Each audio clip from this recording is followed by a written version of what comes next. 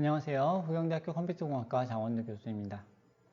이번 시간에는 인공지능은 기술에 대해서 이렇게 개략적으로 살펴보도록 하겠습니다. 지금 이번 주가 2주차죠. 2주차인데 지난 시간에는 이제 지난주에는요 인공지능 개념에 대해 설명드렸고 이제 인공지능 역사에 대해서 또 설명을 드렸습니다. 이번 주 바로 전 시간에는 과학기술 정책과 인공지능에 대해서 설명을 드렸고요. 이제는 인공지능 기술 개요에 대해서 약 한 20분에서 25분 정도 설명을 드리려고 합니다. 그리고 나면 이제 다음 주부터는 이제 데이터 분석 작업, 그래서 이제 코딩 작업으로 이제 본격적으로 들어가도록 하겠습니다. 자, 인공지능이 무엇인가? 이제 첫 시간에 가볍게 설명을 드렸는데요. 인공지능은 문제를 해결하는 똑똑한 계산기다 라는 거고요. 그 다음에 자동화를 하는 장치다. 그 다음에 다양한 영역에서 기술 개선에 활용된다. 그리고 데이터를 활용할 때 그 가치가 드러난다. 이런 부분을 여러분이 알아두시면 되겠습니다. 인공지능이 정말 다양하게 이제 사용이 되죠. 그런데 인공지능은 이제 그 자체만으로 이제 의미를 가지기가 쉽지 않아요. 인공지능은 사실은 소프트웨어입니다. 인공지능은 어떤 무엇인가를 처리하는 그런 방법, 모델, 그런 소프트웨어적인 개념이죠. 그런데 이 소프트웨어만 있어가지고는 이게 해결이 되지 않아요. 뭐가 따라와야 되냐면 일단은 하드웨어가 따라와 줘야 돼요. 이제 컴퓨터가 요즘 많이 발달을 했잖아요. 이 발달된 컴퓨터가 없으면 잘 동작하지 않습니다. 돌리기가 어렵습니다. 인공지능 이제 다양하게 예제들이 있는데요.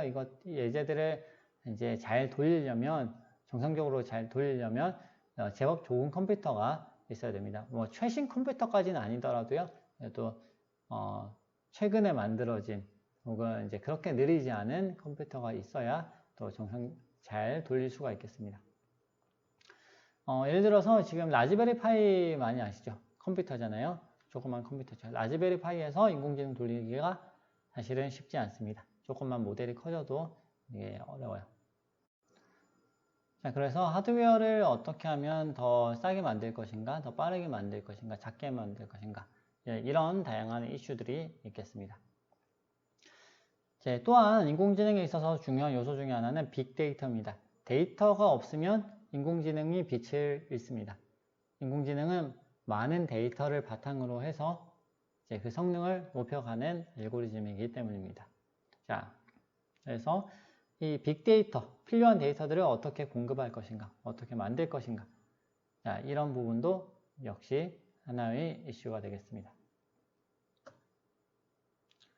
자, 우선 이제 빅데이터에 대해서 좀 살펴보겠습니다. 이제 인공지능 요소가 이제 총 3가지 제가 말씀드렸는데요. 소프트웨어적인 부분, 자체적인 부분이죠. 그 다음에 빅데이터, 그리고 하드웨어 부분인데, 하드웨어 부분은 이번 수업에서는 다루지 않겠습니다. 하드웨어 부분은 제 전공이 아니에요. 저는 하드웨어 전문가가 아니기 때문에 이 부분은 놔두고 빅데이터 부분과 소프트웨어 부분, 이렇게 2가지 부분에 대해서 이렇게 다루어 보도록 하겠습니다. 자, 오른쪽 이 사진 이게 뭔지 아시겠어요? 코로나19 확진자 분포입니다. 지금 최신 분포도는 아니고요. 초반에 있었던 분포도예요. 그래서 보시면 중국이 좀 제법 빨간색으로 이렇게 되어 있죠. 그래서 이제 인공지능 이런 이제를 잘 활용하기 위해서 이제 코로나 데이터를 써서 이제 뭔가 새로운 방향성을 우리가 나아가야 될 방향을 알아보자. 인공지능을 써서요. 그렇게 한다면 코로나 데이터가 필요하겠죠. 데이터가 지금은 이제 굉장히 많아요. 그래서 우리가 지금 뭐 빅데이터 시대다 이렇게도 얘기를 하죠. 코로나가 이렇게 막 바이러스가 뭐 전 세계로 퍼져나갑니다. 그런데 퍼져나가는 다양한 데이터들이 공개가 되죠. 그래서 그 데이터들 바탕으로 우리가 많은 정보들을 더 유추하고 또 새롭게 정보를 찾아낼 수가 있겠습니다. 수많은 데이터가 만들어지고 있어요. 여러분 사진 엄청 찍으시죠? 저도 많이 찍습니다. 우리 핸드폰에 사진이 어마어마하게 쌓여 있습니다. 제가 어릴 때부터 한 20살까지 찍은 사진 총량하고 제가 최근에 한 1년간 찍었던 사진 어느 쪽이 많을까요? 최근에 1년간 찍었던 사진이 훨씬 많습니다. 이거는 비교가 안 되죠. 여러분도 아마 비슷하실 거예요. 이제 점점 우리가 생산해내는 데이터는 좀 많아지고 있습니다. IoT가 발달하고 있죠. 각종 센서로부터 데이터가 계속해서 기록이 됩니다. 각종 정보가 디지털화 되어서 저장이 되고 있습니다. 우리가 약국에 가서 약을 사는 정보, 병원에 가서 진료를 받는 정보, 모든 것들이 데이터로 남고 있습니다. 여러분이 엑스레이 한 장 찍더라도 그 데이터가 예전에는 그냥 사진으로만 남았는데 필름으로 그냥 남아서 어떤 병원 한 구석에 이렇게 박혀 있었는데 지금은 다르죠. 지금은 컴퓨터에 남습니다. 아마 향후 100년간 안 지워질 가능성이 높습니다. 자, 그렇죠. 빅데이터 여기저기서 많이 이제 나오고 있습니다. 네. 그 외에 카드 정보, 기상 정보, 대중교통 승하차 정보, 홈페이지 접속 정보, 네. 다양하게 많죠. 정말로 빅데이터의 시대다 라고 해도 과언이 아닐 겁니다. 자, 이 빅데이터를 그러면 어떻게 이제 처리를 할 것인가? 사실 인공지능이 없다면 이 데이터들을 분석하는 것이 거의 불가능에 가깝습니다. 왜냐하면 데이터가 너무 많아서 그래요. 이제 기존에 발명되었던 어떤 기술로도 이렇게 수많은 데이터들을 분석해가지고 뭔가 의미 있는 결과를 많이 만들어내는 것은 쉽지가 않았습니다. 하지만 인공지능을 써서 최신 그런 데이터 분석 기술들을 쓰면 이렇게 많은 빅데이터들도 분석하고 그 데이터들로부터 필요한 정보, 의미 있는 정보들을 뽑아낼 수가 있겠습니다. 그래서 인공지능을 써서 뭘 하고 싶으냐? 이제 일단 데이터를 수집하겠다. 그 다음 가공, 원하는 형태로 변환을 시키겠다. 그 다음에 변환을 시켜놓고 난 다음에 분석을 좀 해보겠다. 일단 분석한 다음에는 이걸 가지고 학습을 시켜보겠다. 학습이라고 하는 거는 데이터를 통해 가지고 뭔가 모델을 만들겠다는 거예요. 자, 그 다음에 분류를 해보겠다. 이제 학습이 됐으면 그 다음에 새로운 사진을 보여줬을 때 얘가 곰인지 사람인지 호랑인지 알아맞힐 수 있다는 거죠. 자, 예측을 해보겠다. 주식시장 계속 변동을 하는데 내년도 주식이 어떻게 될지, 한 달 뒤 주식이 어떻게 될지 인공지능으로 예측을 해보겠다.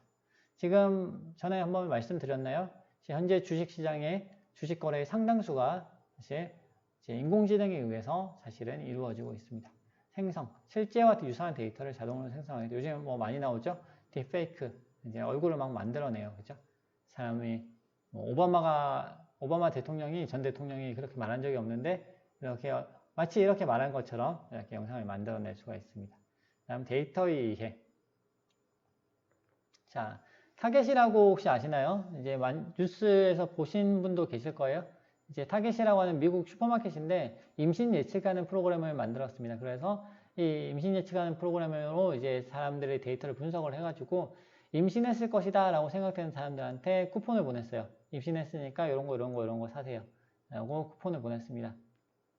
임신 예측 어떻게 예측했냐면요. 이제 보니까 평소에 이제 손에 바르던 크림을 이런 크림을 샀는데 임신한 사람들은 이 크림 안 사고 조금 더 이제 다른 이런 타입의 크림을 사더라. 이런 걸로 예측을 하는 거예요. 자, 그런데 재미있는 것은 이제 어떤 여성분이 이제 물건을 샀는데 이제 타겟 슈퍼한테서 이제 쿠폰이 날라온 거예요. 임신했으니까는 아니죠. 임신했을 때 살만한 이제 그런 각종 용품 들을 이런 거 사세요라고 쿠폰이 날라온 거예요. 그거를 보고 이 여성분의 아버지가 노발도발을 했습니다. 아니 임신도 안 한 이제 애한테 이게 도대체 무슨 일이냐. 아직 결혼을 안 했던 것 같아요. 그래서 이제 이렇게 노발대발해가지고 항의 전화를 하고 이제 타겟에 있는 그 매니저는 전화해가지고 미안하다 그러고 이렇게 사과를 했습니다. 그런데 반전은 뭐였냐면 이 여성분이 실제로 임신을 했더라는 거죠. 본인도 몰랐대요. 본인도 몰랐고 아버지도 몰랐고 남자친구도 몰랐고 아무도 몰랐는데 누구는 알았다? 인공지능은 알고 있었다. 라고 하는 그런 일이 있었죠. 자, 그런 것도 가능하다는 거예요. 환경 이해, 날씨를 예측한다든지 사진을 인식한다든지 이런 것도 인공지능으로 이렇게 이루어질 수 있습니다. 자, 빅데이터와 인공지능.